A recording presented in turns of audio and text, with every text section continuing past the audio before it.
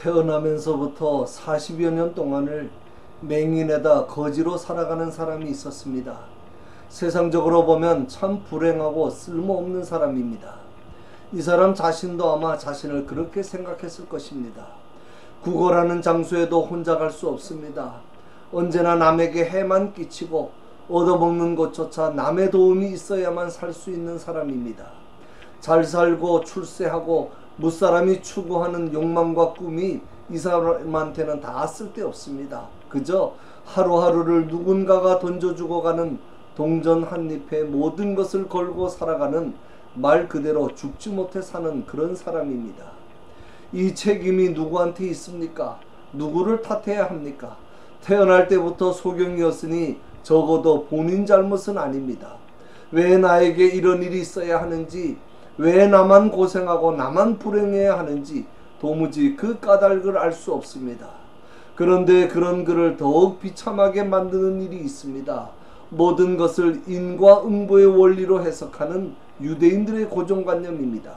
공의로우신 하나님께서 왜 까닭 없이 병을 주시고 장애를 주시겠느냐? 다 원인이 있으니까 결과가 있는 것이 아니냐라며 도대체 저 사람은 무슨 죄 때문에 얼마나 죄가 많으면 저런 저주를 받았을까 하면서 수군거리고 멸시하는 것입니다. 심지어는 예수님의 제자들도 그렇게 생각했습니다. 그래서 그를 보자마자 예수님께 묻습니다. 이 사람이 맹인으로 난 것이 누구의 죄 때문입니까? 자신의 죄 때문입니까? 부모의 죄 때문입니까? 이것이 그 당시 유대인들의 공통적인 생각이었습니다. 모든 고난은 죄 때문이다. 그러면 누구의 죄 때문인가? 이렇게 추적해 나가는 것입니다. 율법에 의하면 특히 10계명 중 제2계명에 보면 부모의 죄가 3, 4대까지 이르게 한다고 했으니 부모의 죄 때문에 자식이 고난을 당할 수도 있습니다. 그리고 에스겔 18장 20절에 보면 아들은 아버지의 죄악을 담당하지 아니할 것이요 아버지는 아들의 죄악을 담당하지 아니하리니 의인의 공의도 자기에게로 돌아가고 악인의 악도 자기에게로 돌아가리라고 했으니 부모나 조상과는 상관없이 자기 자신의 죄 때문에 고난을 당할 수도 있습니다. 그러므로 모든 고난은 자신의 죄 때문이든 부모의 죄 때문이든 둘 중에 하나라는 겁니다. 그러나 조심해야 됩니다. 물론 죄 때문에 고난을 당할 수도 있지만 모든 고난을 다 인과응보의 원리로 해석해버리면 심각한 문제가 발생합니다. 고난당하는 것이 죄 때문이면 고난당하지 않고 사는 것은 자기가 의롭기 때문이라고 생각하게 됩니다. 내가 의롭기 때문에 하나님께서 나에게 복을 주셔서 내가 이렇게 건강하게 잘 살고 있다고 생각합니다. 이 생각이 바로 기복신앙의 바탕입니다. 제자들이 예수님에게 이 사람이 맹인으로 난 것이 누구의 죄 때문입니까? 자기의 죄 때문입니까? 부모의 죄 때문입니까? 라고 묻는 것도 그 이면에는 우리가 건강하게 살고 또 주님의 제자까지 된 것은 우리나 우리 부모들이 죄 별로 짓지 않고 깨끗하고 의롭게 살았기 때문이 아니겠습니까? 라는 뜻이 포함되어 있는 말입니다. 얼마나 위험한 생각입니까? 제자들이 정말 정상적인 사람들이라면 이런 사람을 보았을 때 예수님께 어떻게 말해야 됩니까? 예수님, 이 사람도 남은 여생이나마 인간답게 한번 살아봐야 되지 않겠습니까? 그동안 예수님께서 행하신 능력으로 이 사람의 눈을 좀 뜨게 해주시면 안 되겠습니까?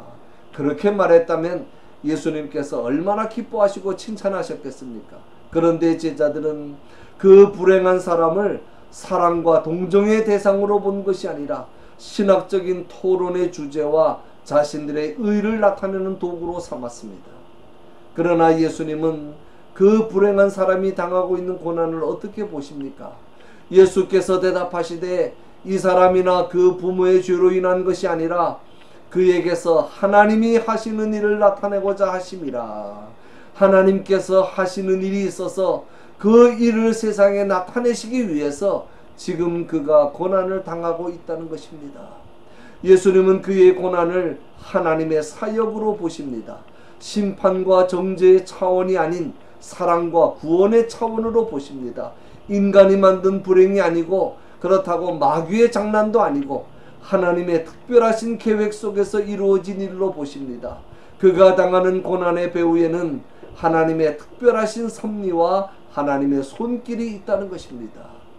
그 하나님의 섭리가 바로 예수님께서 세상에 빛으로 오셨다는 사실을 세상에 알리는 일입니다. 그래서 말씀하십니다.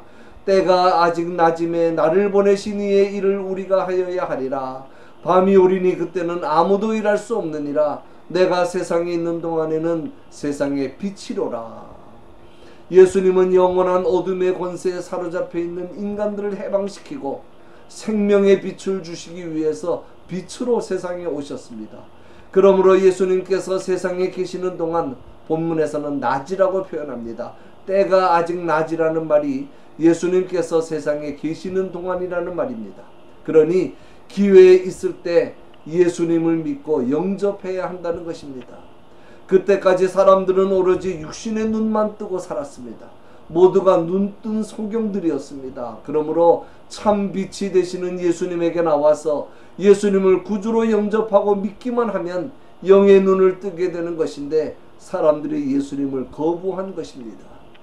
예수께서 이르시되 내가 심판하러 이 세상에 왔으니 보지 못하는 자들은 보게 하고 보는 자들은 맹인이 되게 하려 함이라.